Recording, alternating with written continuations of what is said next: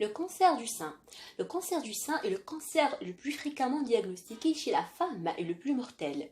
Ce cancer peut aussi toucher l'homme, mais dans une très faible proportion, moins de 1% de l'ensemble des cas. Cette pathologie se développe à partir des cellules de la glande mammaire. On parle d'adénocarcinome, c'est-à-dire une cellule de la glande mammaire se transforme et se développe soudainement de manière anarchique.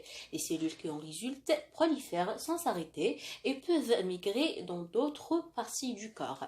Ce sont alors des métastases qui peuvent atteindre les os, les organes comme le foie ou les poumons. Les facteurs du risque. On distingue plusieurs facteurs de risque du cancer du sein. Les premiers sont fréquents, mais ont une faible contribution dans le développement du cancer du sein.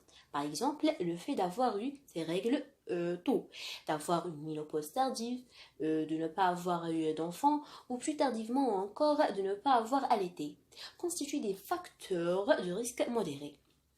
Autre facteur de risque fréquent, mais relativement faible en termes d'impact, le fait d'avoir suivi un traitement hormonal contre la ménopause, le surpoids, l'obésité et la sédentarité, ainsi que la consommation d'alcool. L'hérédité joue aussi un rôle. Les femmes ayant eu des antécédents de cancer du sein dans leur famille sont plus exposées. Alors, après, on a les symptômes. Donc, une masse dans le sein, boule au niveau du sein est le symptôme le plus évident. Pardon.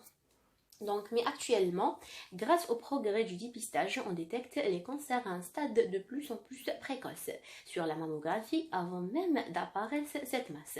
De manière plus rare, on retrouve d'autres symptômes.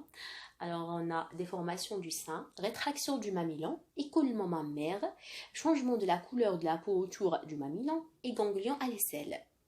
Le cancer du sein fait l'objet d'un dépistage organisé par les autorités sanitaires. Ce dépistage permet de détecter très tôt d'éventuelles anomalies et améliore considérablement les chances de guérison.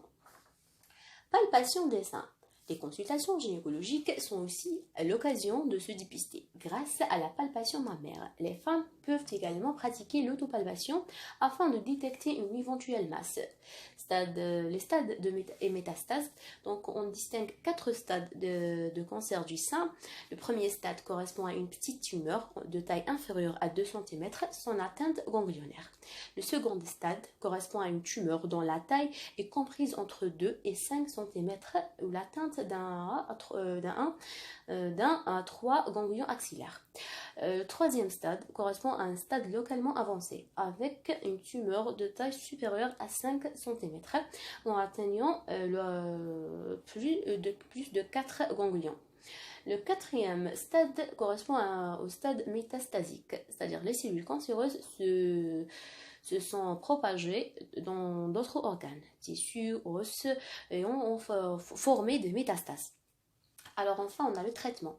Donc, chirurgical, ablation du sein. Après, on a la radiothérapie.